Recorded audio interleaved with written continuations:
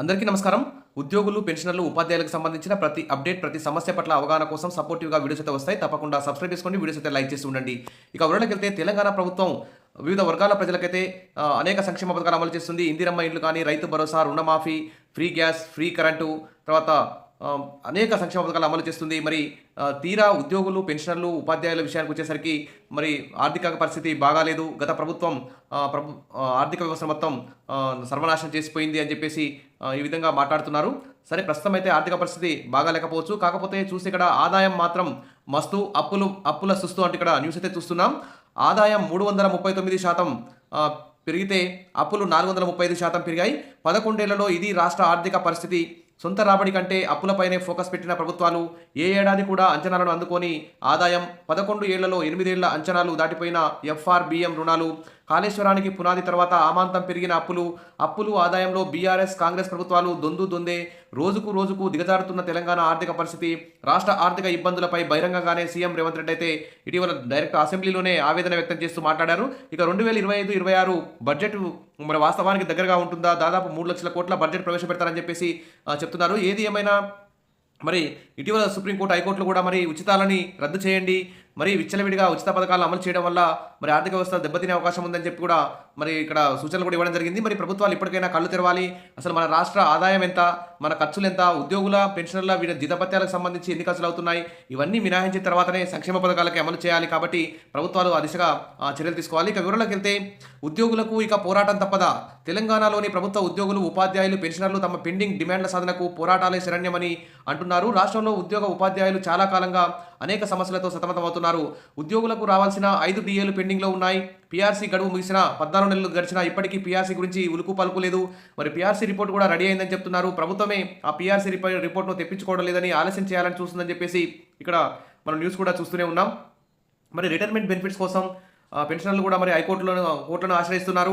ఈ విధంగా medical reimbursement bill, GPF surrender bill, ఏవైనా సరే పెండింగ్ బిల్స్ అన్నీ కూడా మరి GPF part final, GPF loan, medical బిల్లులు, ఎర్నుడ్ లీవ్, ఎన్కాష్మెంట్ గత 6 నెలలుగా పెండింగ్లో అయితే ఉన్నాయి. కొంతమందికి అయితే 1 ఇయర్ నుంచి కూడా సరెండర్ లీవ్ బిల్స్ అయితే పడలేదు. ఇక రిటైర్మెంట్ బెనిఫిట్స్ కూడా మరి పెళ్లిళ్ళ కోసం, ఆరోగ్యం క్షీణించిన చేసి మరి అప్పులు తీర్చడం కోసం, ఇంటి నిర్మాణం కోసం, ఇంకా అనేక అవసరాల కోసం పనికొస్తాయనుకున్నటువంటి రిటైర్ అయిన ఉద్యోగులకు కూడా మరి రిటైర్మెంట్ బెనిఫిట్స్ కూడా రావడం లేదు.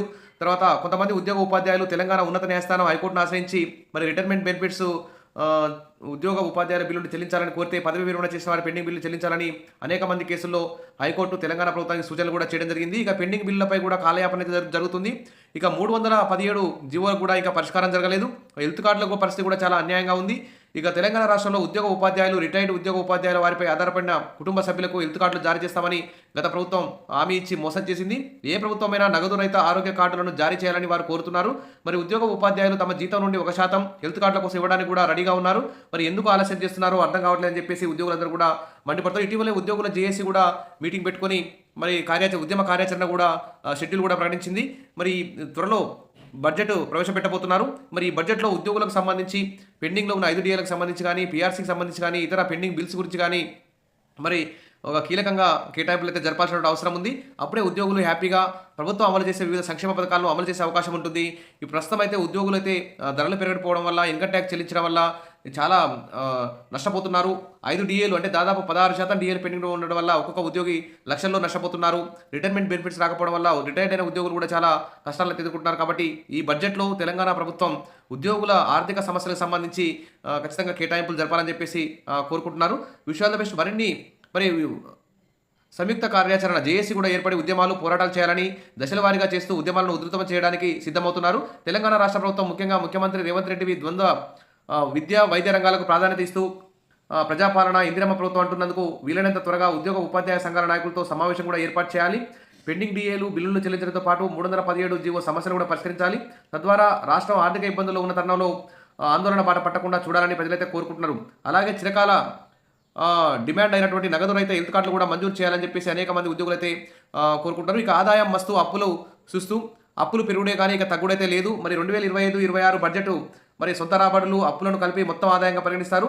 మరి సొంత రాబడులు ఎంత ఎక్కువగా వస్తే రాష్ట్ర ఆర్థిక పరిస్థితి అంత పటిష్టంగా ఉంటుంది.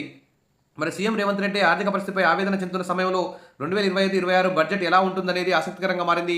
ఇప్పుడు వస్తున్న వాస్తవ ఆదాయాన్ని లెక్కగట్టి దానికి 10 నుంచి 15% పెంచి బడ్జెట్ను ప్రవేశపెడుతుంది. దాదాపు 3 లక్షల కోట్ల బడ్జెట్ ప్రవేశపెట్టబోతుంది తెలంగాణ ప్రభుత్వం.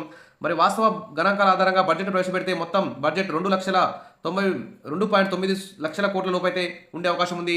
మరి ఎన్నో ఆర్థిక కష్టాల నడుమ ప్రవేశపెట్టబోతున్న ఈ బడ్జెట్ వాస్తవానికి దగ్గరగా ఉంటుందా, లేకుంటే మొత్తం ఆదాయాన్ని పెంచుకోవడానికి అప్పులను ఎక్కువగా చూపిస్తారా, ఈ పద్దును ఎలా ప్రవేశపెట్టబోతుంది అనేది సర్వత్రా ఉత్కంఠగా మారింది. మరి ఉద్యోగుల ఆర్థిక సమస్యలకు సంబంధించిన కేటాయింపులు జరుపుతారా లేదా అనేది కూడా చాలా ఉత్కంఠగా మారింది. మరి ప్రభుత్వం కూడా మరి ఉద్యోగుల పట్ల సానుకూలంగా వ్యవహరించాలి. ఈ తెలంగాణ ప్రభుత్వం అయితే వివిధ వర్గాల ప్రజలకైతే అనేక సంక్షేమ పథకాలు అమలు చేస్తూ ముందుకు పోతుంది. మరి ఉద్యోగులు, పెన్షనర్లు, ఉపాధ్యాయులకు సంబంధించి కూడా వారికి సంక్షేమం కూడా ప్రభుత్వం కేటాయింపులు జరుపుతుందని బడ్జెట్లో కోరుకుందాం. Wish all the best. Subscribe చేసుకోండి, వీడియోస్ అయితే లైక్ చేస్తూ ఉండండి. Thank you.